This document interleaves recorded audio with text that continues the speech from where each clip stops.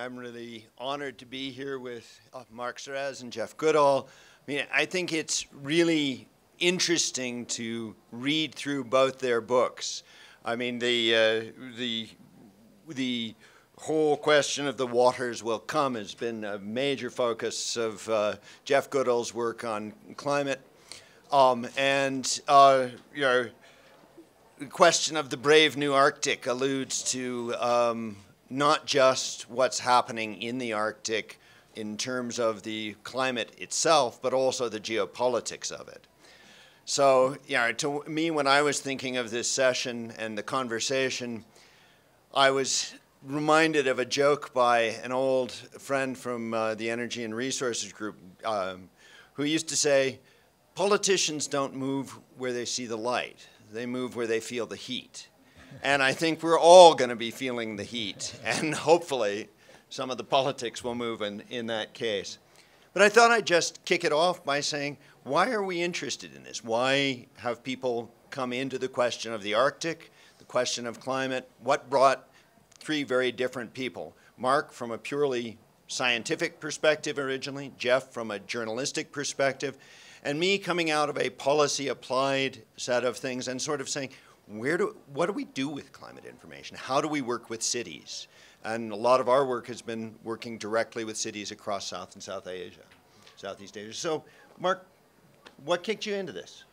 Well, the book I wrote, Brave New Arctic, it was something that I really wanted to write for a number of years because there's a real story there about how the Arctic transformed from the Arctic of old that, say, the explorers of the 19th and 18th centuries would have been very familiar with, to something that is very, very different. And I've told this story really from my perspective as a scientist who was actually there at the beginning before it all started to change.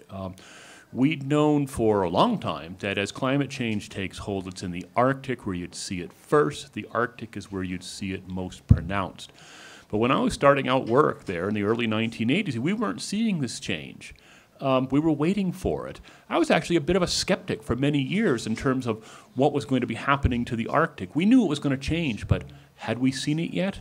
I wasn't convinced. And so it's really from my perspective as someone who was there at the beginning and saw it all happen as a scientist, but also as someone who for a long time as a scientist was a bit of a skeptic on this. But it took me many years to see what was happening, and finally the evidence became so overwhelming that the Arctic was just transforming that I had no recourse to say, okay, the anticipated change, what we were always expecting, is now here. Jeff, you know, what brought you in? Well, I mean, this book was sort of born in the days after Hurricane Sandy in New York. As a journalist, I've been covering climate change for 10 years or so. All aspects of it, energy, heat, all kinds of, every sort of angle of it. But I never really thought about it. I was not really interested in sea level rise. It seemed like this sort of far off, distant thing, gradual, quarter of an inch every decade, nothing of urgency for me to write about.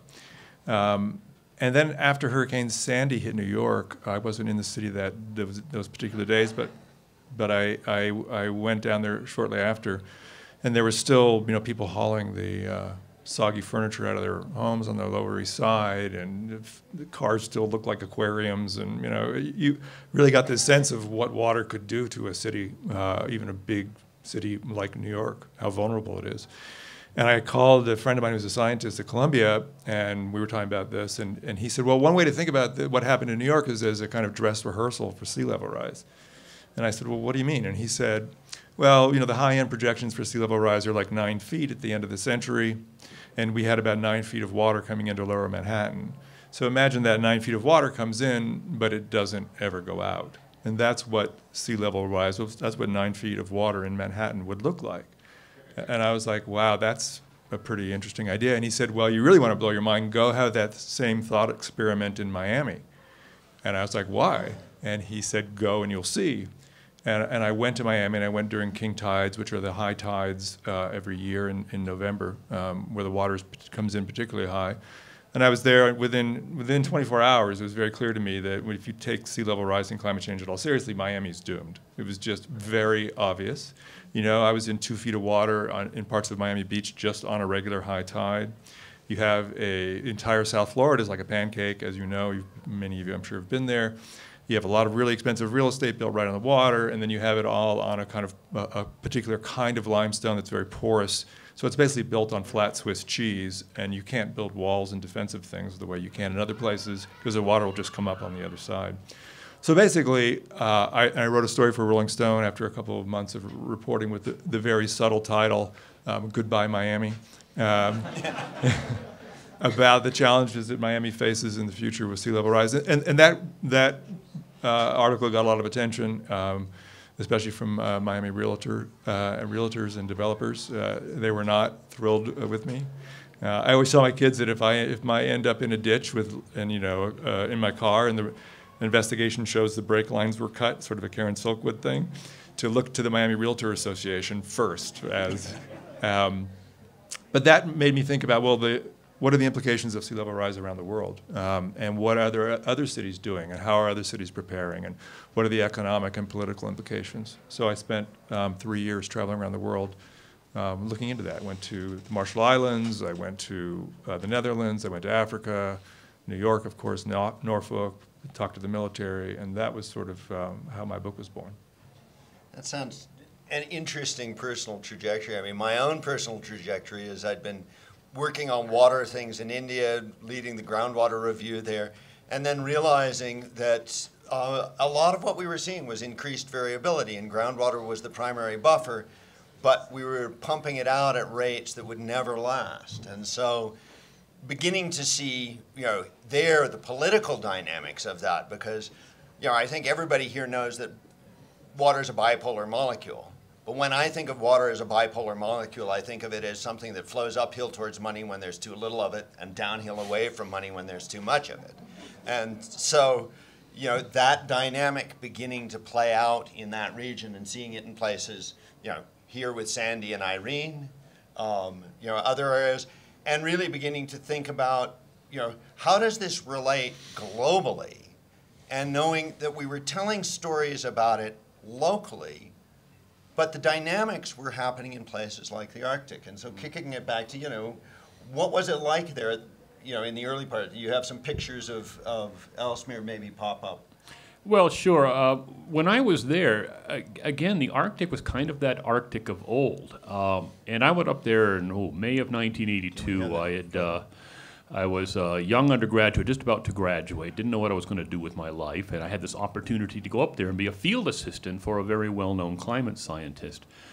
And I remember stepping off this plane and just the austere beauty of it. I was on the top of this little ice cap, and it had just snowed a while ago, and the sun was out, and every snowflake was glinting like a little bit of a mirror, like a jewel, and you could see it.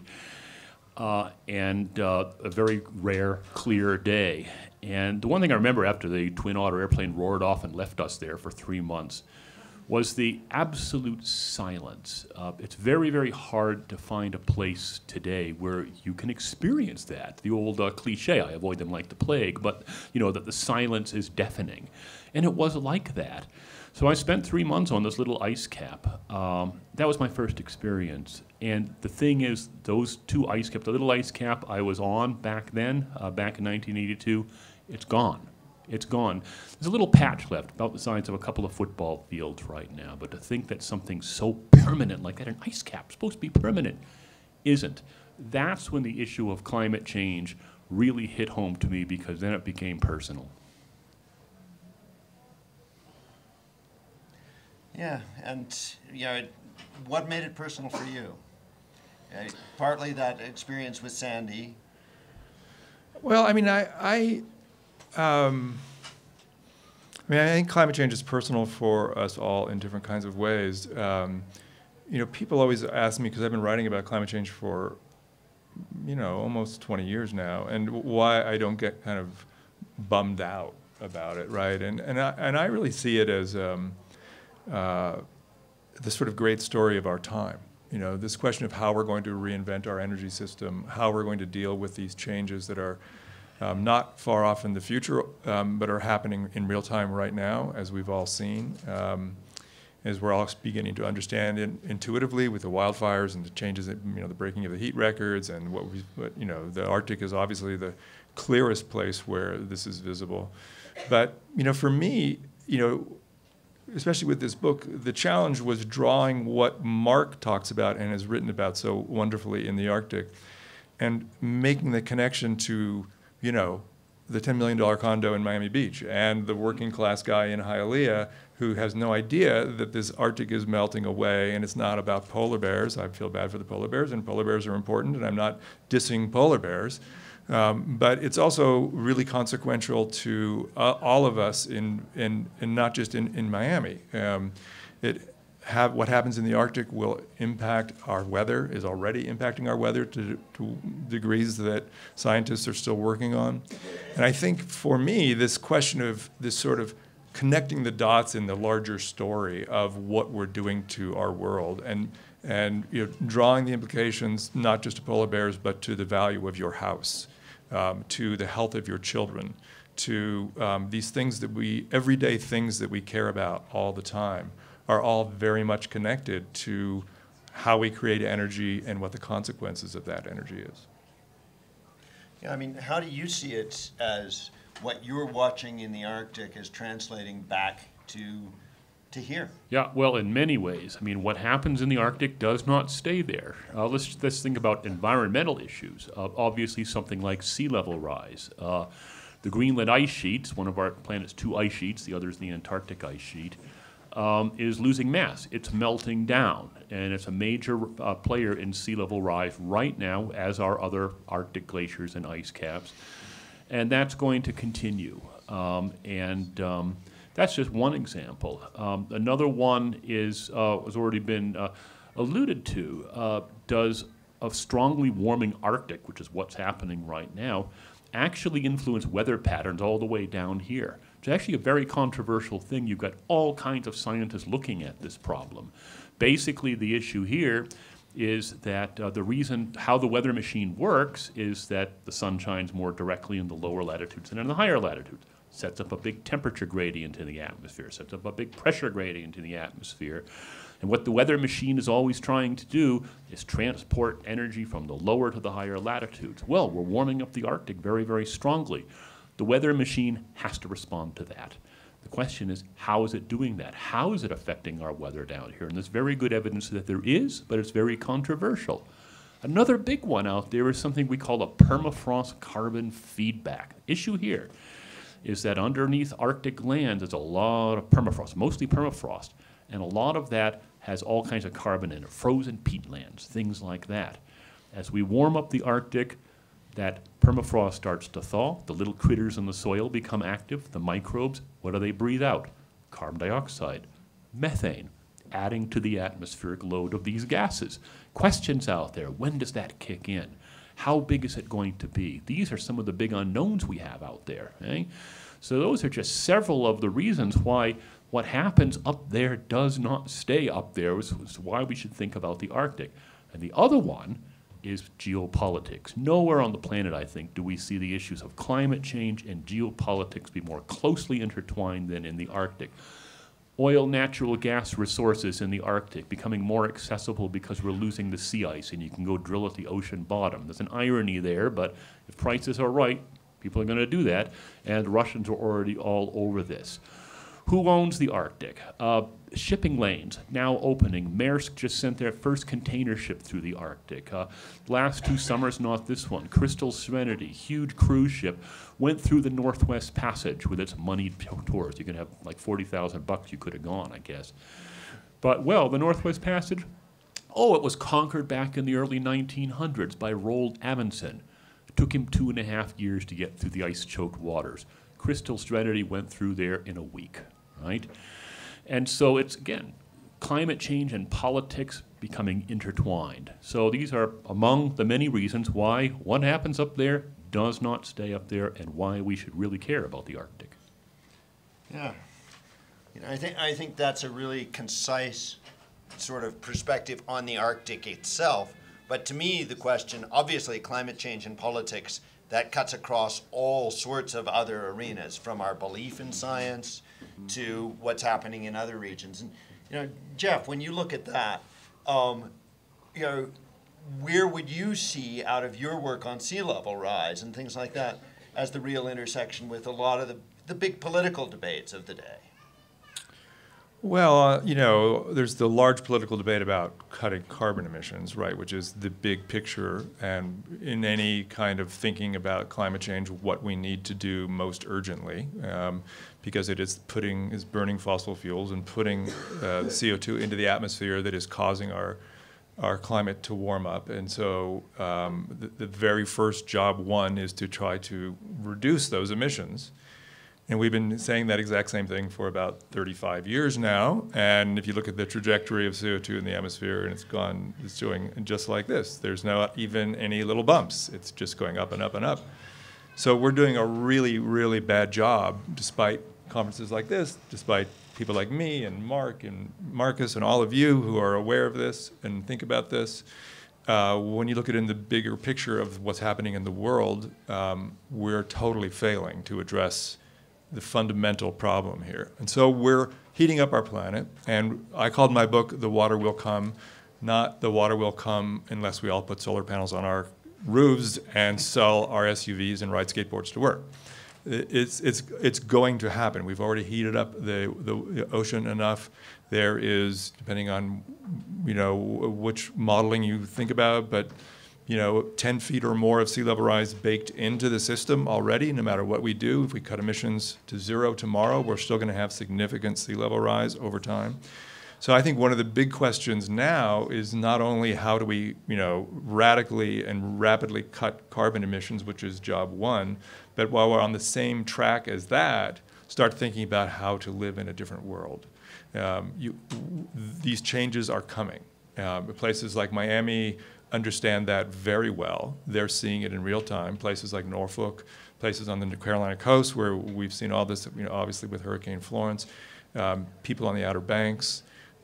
People are starting to change their lives about that, you know, about how they think about this. On my book tour, I went to I did a reading in Asheville, North Carolina, and like 400 people were at the reading, and I was like, what are you all doing here? I mean, I know it's a nice book, but for why, you know, why are you all here? And basically the explanation was that, you know, they'd sold their houses from the Outer Banks and moved to Asheville because they realized that, you know, the value of their homes were soon and are already going to decline and decline rapidly, and they wanted to get out while they could.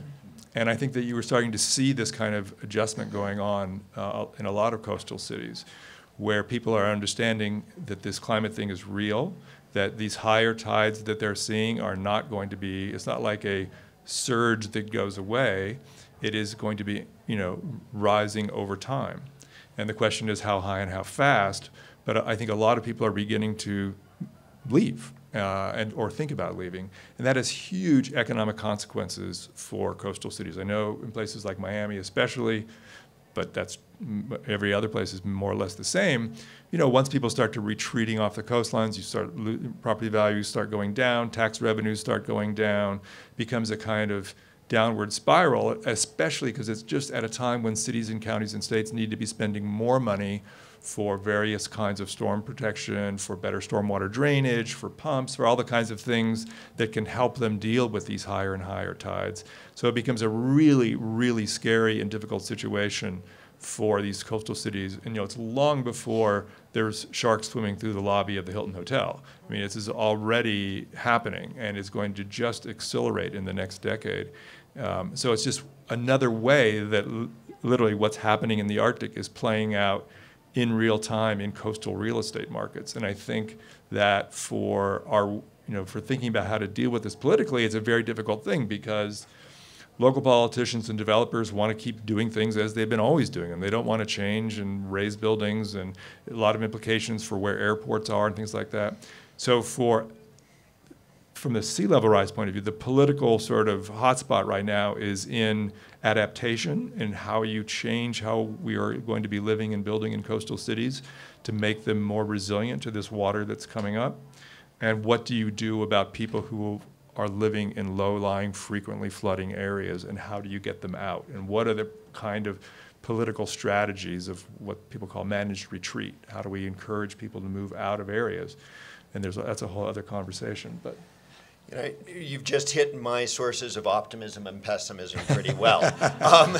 Yeah, running an organization that looked at coastal impacts and worked with cities on adaptation, one of the things that we saw very commonly was this question of infrastructure inadequacy, institutional inadequacy for dealing with things. But at the same time, we saw kind of glimmers of optimism. I joke that when I walk through Bangkok, I think of it as an upwardly mobile city. And that's because everything's moving to the second and third floors. You know, you see people actually, the sphere of action that most people have as individuals or most companies have is on the land and the property they own. And that is where they look at the politics and say, you know, I'm going to get flooded because I'm not inside the barrier walls or whatever, or I don't trust the barrier walls. What can I do? And they say, I can raise my building. I can do things like that. And you see that happening all over the place. When we were doing things in the central Gangetic Basin looking at floods, in the 90s, all the houses were low and mud. By the mid-2000s, they'd been raised by 1 to 3 meters and they were brick. And it depended on people's access to funds. So changed their risk profile pretty dramatically, but it's not a global solution. And there are lots of those emergent types of things happening despite political stasis. I mean, Mark, what do you see as sort of the sources of pessimism and optimism? Well, I think the sources of pessimism are in part like what you said. What was said here is that there's further change already baked in. We haven't caught up to the carbon dioxide we've already put into the atmosphere.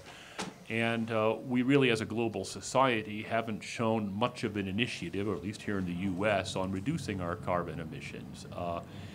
And so, you know, what I see in the Arctic is certainly cause for some pessimism. We always knew this would be the place where things would change most quickly, and that's exactly what's happening. So it's sort of a case where we hate to say we told you so, but we did tell you so. Whether we want to, what do we want to do about that is another issue. But in terms of optimism, I do see change afoot. I do see things happening.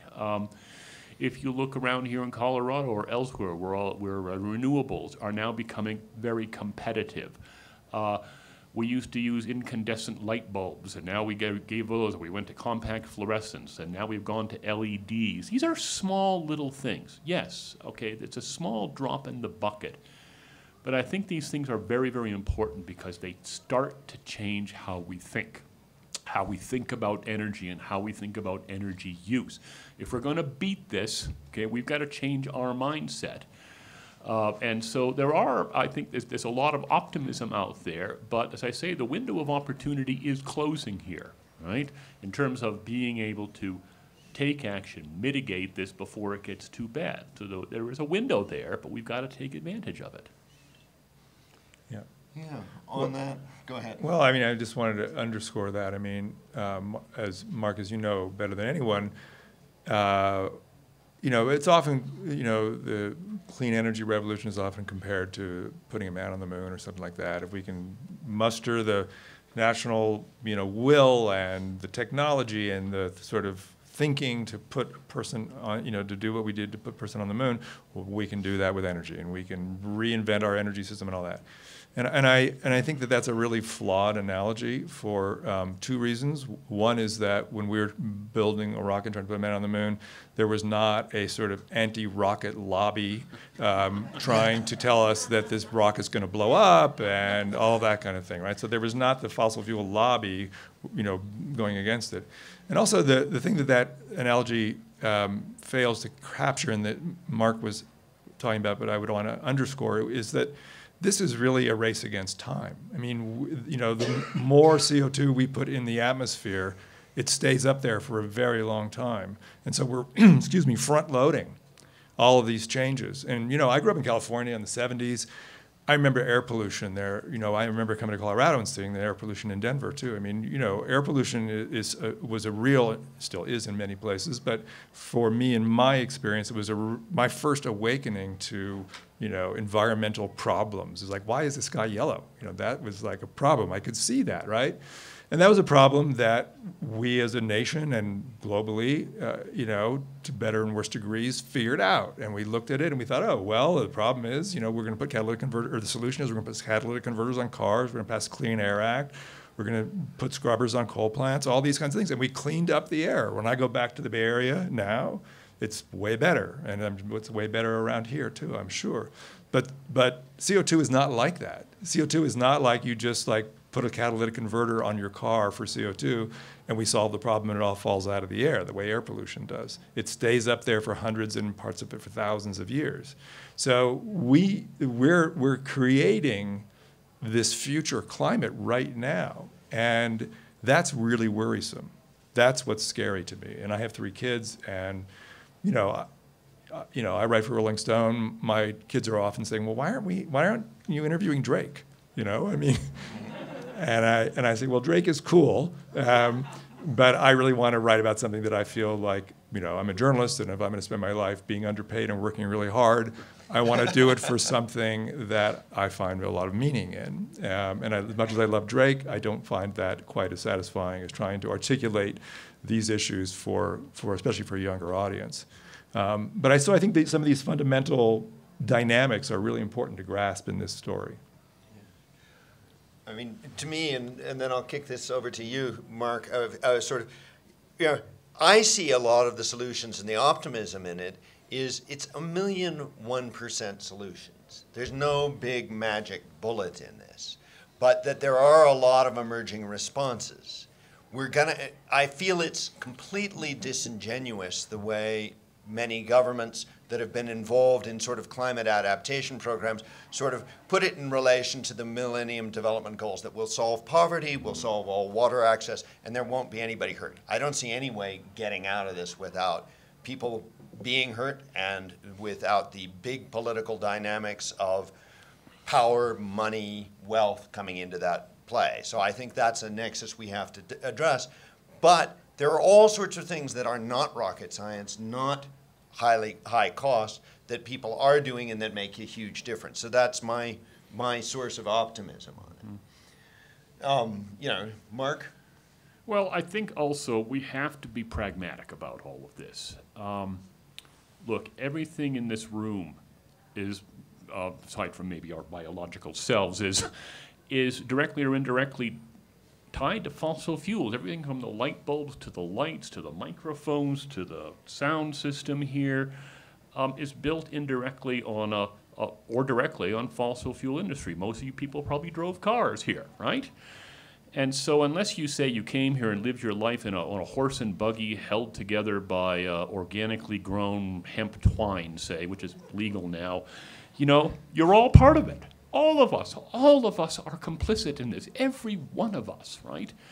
And so the first thing I think we really need to do is stop pointing fingers at each other. There's way too much finger pointing here. We're all part of this, right?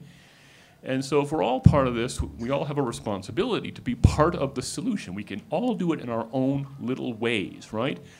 Turning the lights off when you leave the house or whatever, or turning the heat or the air conditioning down. Yes, tiny drops in the bucket, every one of them. But as I said, there is no grand solution here. It's all a bunch of little things that we can all do, but we have to all understand that we are all part of the problem, so we all have to be part of the solution. Yeah, but can I just, I totally agree, but can I just push back a little bit on that, which is, you know, it's really true that, as you know, that the problem of all this CO2 in the atmosphere is from basically the rich Western world that has done this, you know, and one of the big problems in, you know, the Paris Climate Agreement and all the international agreements about how are we going to deal with this as a global problem, because this is a global problem. I mean, we can all do all the changes that we want to do here, but if, you know, China and India and the developing world doesn't go onto a similar path, getting off of the sort of middle-class consumption treadmill that we've been on, develop in a different way, we're not going to solve this problem, right? But the hardest thing in all these climate negotiations and in all of the kind of dynamics of how to deal with this problem is the question of what does the rich West, who basically caused this problem, owe to the rest of the developing world. I went to the Marshall Islands, for example, for my book, and the Marshall Islands, as many of you know, is a group of islands in the Pacific that are very low-lying. And in any kind of scenario of sea level rise, they're goners. Their nation is gone, And, I tried to do a calculation of how much of the problem that's going to make them, is going to wipe them off the planet, they've contributed to, and I couldn't they don't have good records in the Marshall Islands for CO2 consumption back to the turn of the century, so I had to estimate. But my basic estimate was that if you totaled up all the CO2 burning in the Marshall Islands from the turn of the century, it equaled about 1/5 of the annual emissions of the city of Portland for 1 year. So, they've contributed nothing to the problem, basically, and they're getting wiped out. And this is true in many parts of the developing world. And so this question is, what do we owe these places? So this is the rub in the climate negotiations. There's the thing called the Green Climate Fund, where the West has pledged hundreds of billions of dollars to help Africa, India, various nations get onto a different development path. And we're basically not paying into it. Trump has pulled money out. Even Europe is not paying into it. So it's not exactly, and we are all in this together in the sense that we're all suffering, but there is different weights of responsibility here. Point taken. Yeah.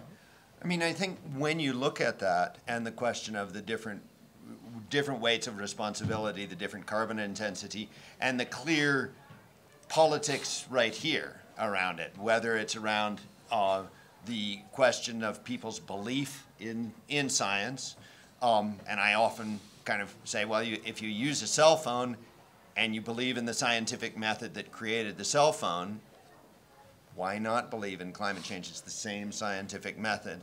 And if it's simply about faith, I'll trade you a rock for your cell phone and I'll do pretty well. And you can run it off faith. But it's a mindset of selective ability to take in science. To kick it back, though, to the Arctic, are there things going on in the Arctic that can help people understand what we're losing, what we're risking, and the values that that we need to really project? Well, again, I really, on that sense, would have to come back to the issue that the Arctic, to many of us, seems such a faraway place, right? But it's not, because, again, what goes on up there does not stay up there. And so that's increasingly what I see. Sure, I've been up there many, many times and studied what's happening, but the more I study the Arctic, the more I understand the global connectedness of everything. The issue with the climate system, what makes it so hard to figure out is that everything is connected to everything, right? That's the problem. Everything is connected to everything. We can build great climate models which simulate how our planet or how our climate system works, but there are always going to be simplifications. So we know a lot about what's going on in climate. Absolutely, we know a lot, but there's things that we're still not quite sure of. But one thing we can be very, very sure of is the Arctic is very connected globally.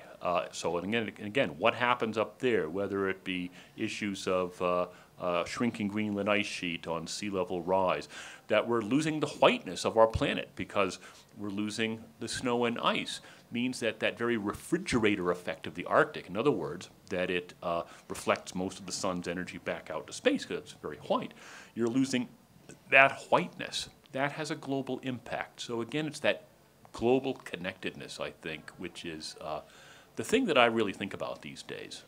So yeah, go ahead. Mark, I have a question I'd like to ask you about this, because you're obviously very good at talking about science, very good at communicating this.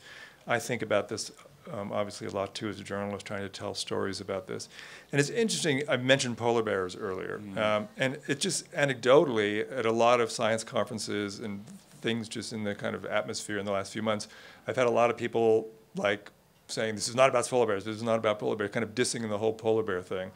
But it's interesting to me because they are large, charismatic animals that are the way that a lot of people can hook into the Arctic. It's like, oh yeah, that's where the polar bears are, right? Oh, inevitable. When there's a report about anything in the media about the Arctic, there's a poor polar bear standing, on a lonely ice floe, yes. right? And then there was that video of supposedly, I guess it's controversial whether it was starving or not, but a polar bear last year that starved to death, that was on a video that went viral and had like 5 million views or something.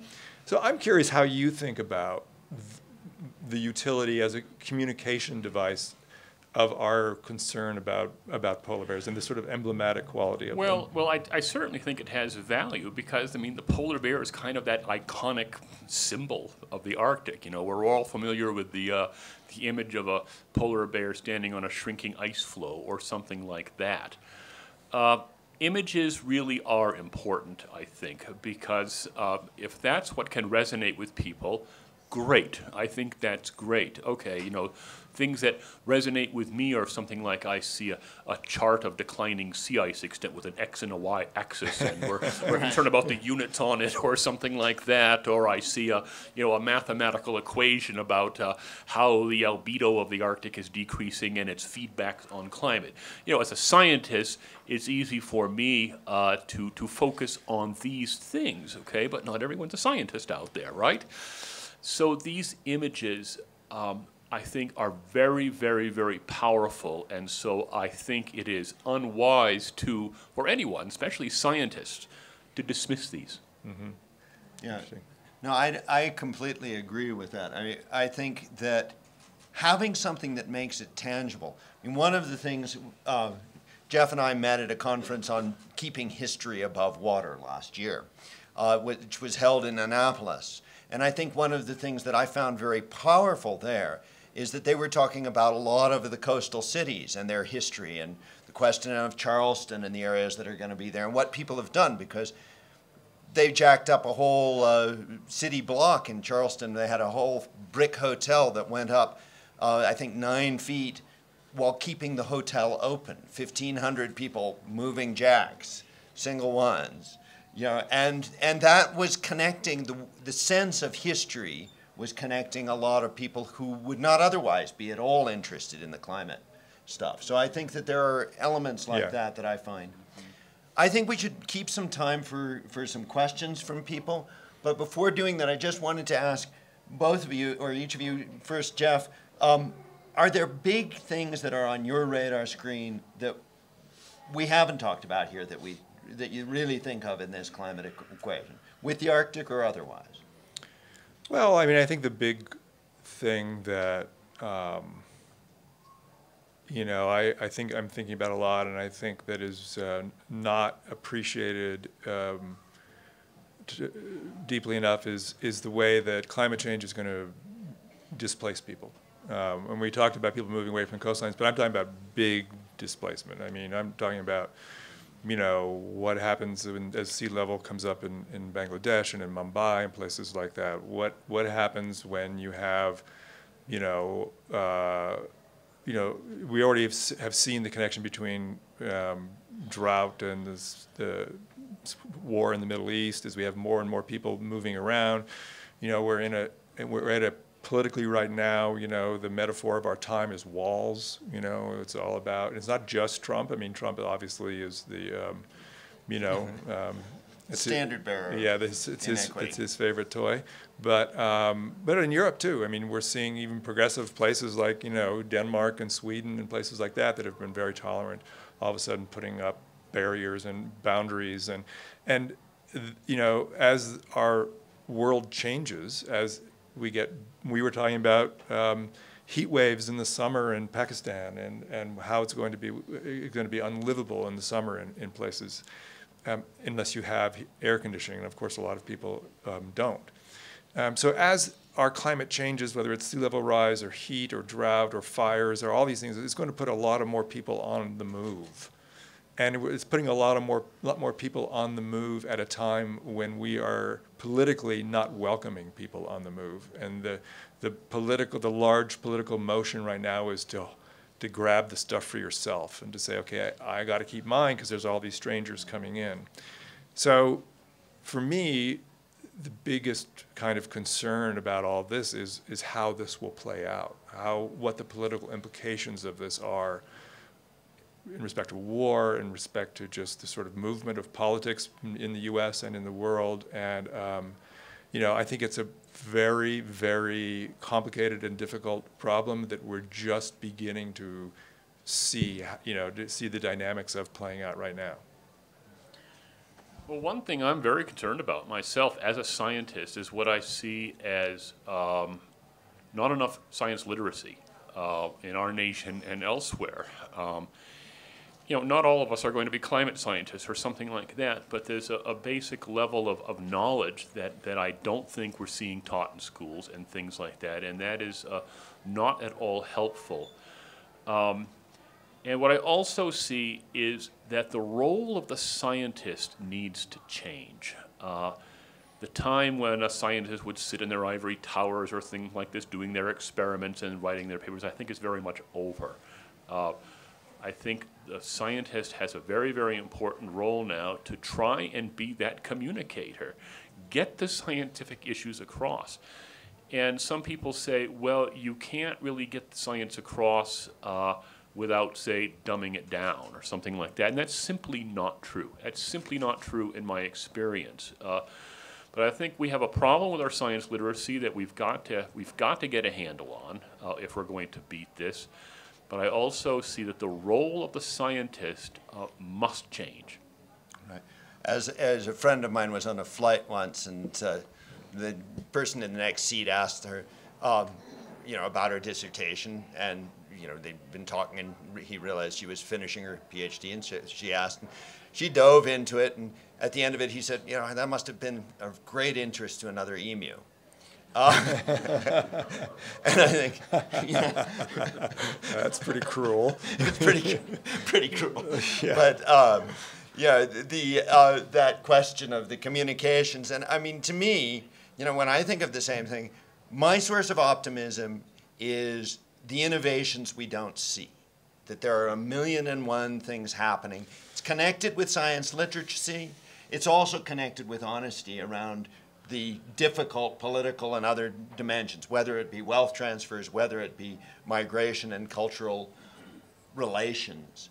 But the conference that we had, my brother and I had done an art project that was really around communicating climate and adaptation and resilience. The Waterman's Museum in Yorktown has now taken that art, and they get about 50,000 children through a year, and are using that for discussions around it. And when you get those ideas and recognize that innovations can come up and you begin to build that science literacy, you might be able to change it from, it's too big, we've got to grab what we can, to actually, there are all sorts of things in different ways we can act, even when the politics are sticky, and we can get some real things going. So, before we run out of time, Jovan, start. I think, first of all, thank you guys. This has been really interesting. I wish it could go on for a little bit longer. I was struck by a lot of things. I was thinking about the iconism of the polar bear, but the elephant didn't seem to help, or the rhino didn't seem, so I don't know how that's going to save the Arctic.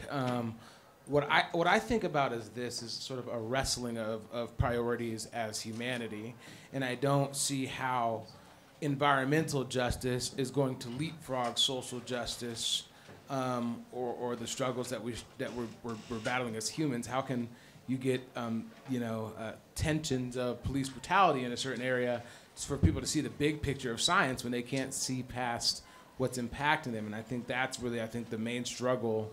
I think Boulder's a great representation of a place who has somehow managed to prioritize environmental justice over social justice, but that has Boulder's issues as well. I'm curious about how the job of the scientist, or how do we wrestle with that imbalance when we know that the prioritization that is a little bit lower is the vastly more important one in the big picture, but we still have all this human stuff we got to clean up that will probably prevent.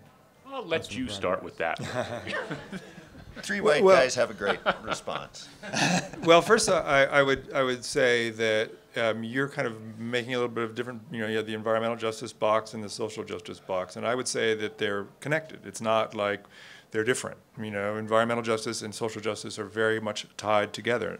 Not in every case and in every way, but we're really talking about when we talk about the environment, we're talking about the world we live in, the economy that we have, and I think that these social justice issues are sort of what I'm talking about with this, like who's responsible, who's not, and all that kind of thing. So I don't think that you can separate them easily, but I get your larger point, which is, in this, especially, with the police brutality stuff, President Trump, every tweet drives the conversation off into, how do you focus on any big issues, whether it's climate change or anything, with this crazy news dynamic that we have in our world now, and with the fact that, our media is increasingly siloed, so that people, have their Twitter feed and they don't get out of that, right? And it's a real problem, and it's something that, when I went to Alaska with President Obama in 2015, and it was one of the things that he talked about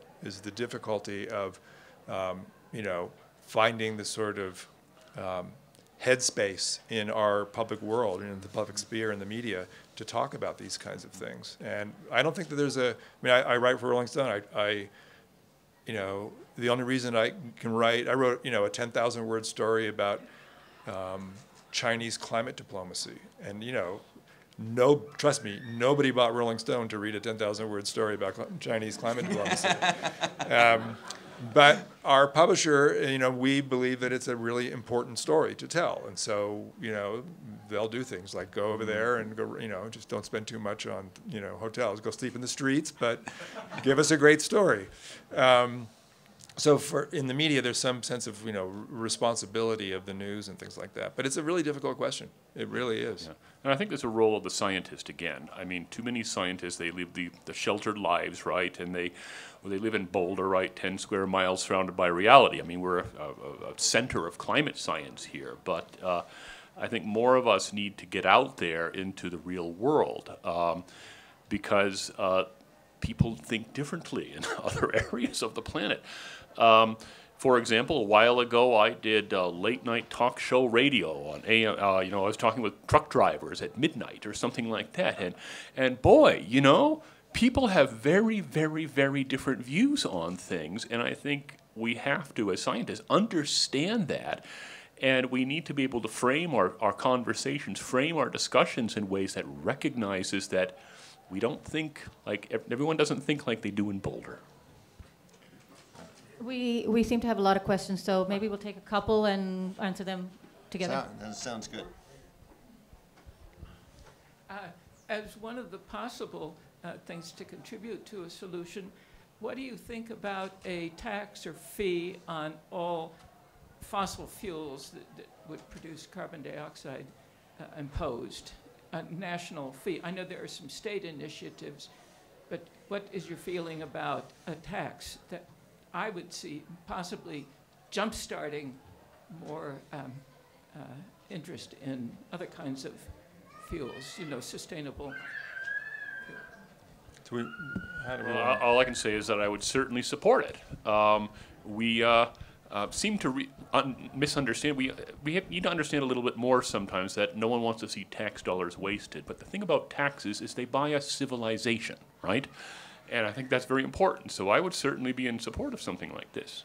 Yeah, I think that by any measure, putting a fee, a price on carbon is the big thing that we've been trying to do for 30 years again, and there's a lot of political reasons why it's not happening, and whether it turns out to be a tax, a fee, a carbon trading program, which China has done, and Europe, and we almost did, a decade or so ago here.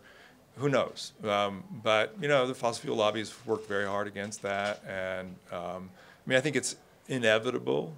But the question is, you know, how do you structure one that actually has some bite, that actually, you know, causes a shift and is not just a new pot of money to spend on something else, right? Actually, I belong to a group called the Citizens Climate Lobby, which would Yeah. have a fee. Yeah. And all that money would then be distributed on an equal dollar amount to everybody in the country. Right. So it's nonpartisan. Yep. We should let the next person ask their question now. So there's always this stigmata around like fossil fuels, but in all reality, it's like 18% of greenhouse gas emissions, and animal agriculture is like 51%. So it seems to me more realistic that we change our diets instead of not drive our car to work. So I was just wondering what you guys think about that.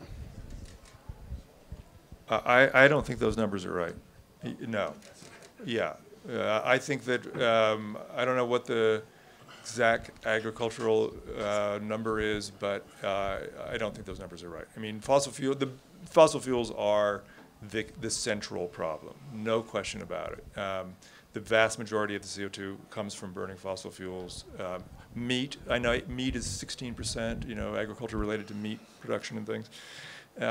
You know, all these, everything matters, everything helps, you know, as Mark was saying, but I think that, you know, any conversation that doesn't recognize that burning fossil fuels is the central problem and the first thing that we really need to focus on, even though it's important to focus on everything, I think is just not quite getting to the center of the problem. But having said that, we could all benefit by eating a little lower on the food chain. Right.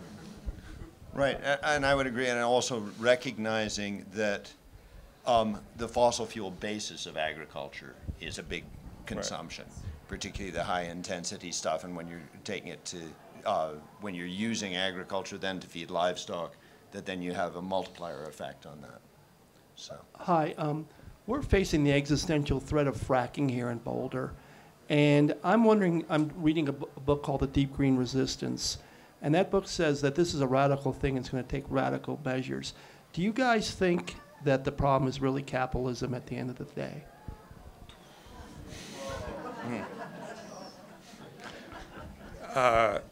I can answer that. No. No, I don't think it's capitalism is, I mean, obviously the way capitalism is structured right now is a big problem. The fact, you know, that the fossil fuel industry has so much sway in the regulatory apparatus. I mean, look at the EPA. I mean, look at Scott Pruitt. I mean, you know, it's you know, the amount of the degree to which the regulatory agencies have been captured by the fossil fuel interest is a huge problem. Fracking is a huge problem, and one of the reasons that it's a huge problem is because the regulatory oversight of it is so bad and so lame. You know, and I think that's broadly the case. I wrote a whole book about coal mining, similar with coal mining, all this kinds of stuff. I mean, I also think, though, that capitalism is a very powerful tool, and that, you know, I come from Silicon Valley. I worked at Apple Computer in the early days. You look at what's happening with clean technology, the declining price of solar panels, all that kind of stuff.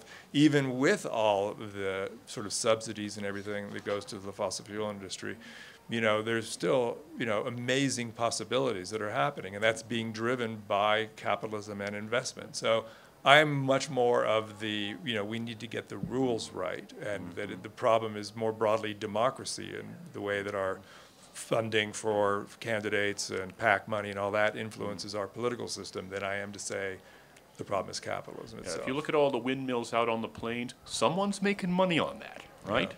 They wouldn't be doing it if there wasn't a profit involved. And I'd say, you know, and this isn't too popular in Boulder County perhaps, there is one side benefit to fracking, and that is that it's not that we're getting our oil from Nigeria. We're facing the environmental consequences, and that makes people here active and aware. And so, you know, if you're against fracking, that should be really the push against, you know, using fossil fuels yourself, others, because I think that that's the key thing, is to generate, you know, generate that heat that will move the politicians. We also have to remember, okay, that natural gas burns a heck of a lot cleaner than coal. You're taking advantage of those hydrogen bonds. Okay, so everything has two sides of it, right? And we have to remember that. You know, there are no easy solutions here. All we have are intelligent choices. I just had a question I was hoping you might help answer. One of the things that I can't understand is in the scientific community why you're not including the issue about population growth. And I'm saying this because I'm hearing things in the media about, okay, our population's going to double by 2050. The jungles are the lungs of the earth, and they clean the atmosphere, and yet our jungles and all the forests are being, the areas being lessened because of population and people moving in to farm the land for food. And just why the scientific community isn't recognizing this and talking about that. Oh, well, I'm not sure if I agree with that. I mean, this is all included in all of this. If we didn't have a huge population growth over the past, 50, 100 years, we probably wouldn't be here talking about this problem, or it would be a lot smaller than it is. So it's implicit in everything here. I've always been of the view that by any reasonable definition, humanity has exceeded the carrying capacity of this planet. Okay? But it's all caught up in this broader issue, is what I would say. And I'd just like to add to that it goes back to this, what I was talking about earlier about the different burden of responsibility. I mean, it's not about the sheer number, right? It's like 2% of the population or 5% of the population is responsible for 90% of the greenhouse gas emissions. So the problem is not that we have 7 million people on the planet, it's that we have 1 million people or whatever who shop at Target all the time, drive their SUVs, live in houses with 5 bathrooms, all that kind of thing. So it's really, in my view, more about consumption than it is about raw population numbers. And so the most important thing, in my view, is changing that consumption pattern. And I think that the problem with population, obviously in a grand way, there's the difference between having 1 billion people on the planet and 20 billion people, no question. But it also, it can veer closely into, kind of blaming people who have large families or blaming people in the developing world. And, it's not really about that. It's about how we consume the resources that we have. And all of us, are among the worst. We are the ones who are causing the problem. Even the good one, I drive a Prius, I live in a little house, all that kind of stuff. Still, this world is what's driving the problem, not, the people in Nigeria or in the Marshall Islands or somewhere like that. One question here that I haven't heard addressed so far, and that is, in your research, in your experience, I've heard statements that water will become the new gold, and that wars will be fought over water. What do you see there? Because I hear you talking about sea level change and so forth and so on. What do you see progress being made in creating water that is becoming scarcer and scarcer, potable water? So Marcus, I was saying you yeah, thought no, a lot about that. I mean, that's one of the things. To me, it's highly unlikely that state-to-state conflict as war will be primarily driven by water. What I see in locations such as South Asia is heavy overpumping, and you're having much more local conflict between neighbors, between states, internally there.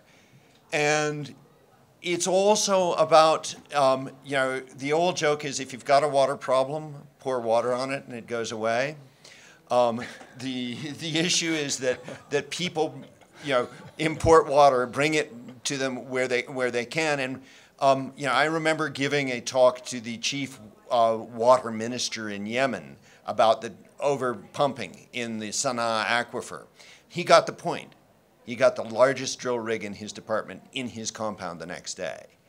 And, again, there it was about when they had access to water, Yemen people had gotten by and done very well with cleanliness, with hygiene, that's on about 7 liters per capita per day.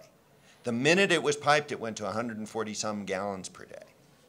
And so again, it's about, a lot of it is about consumption and how we use it.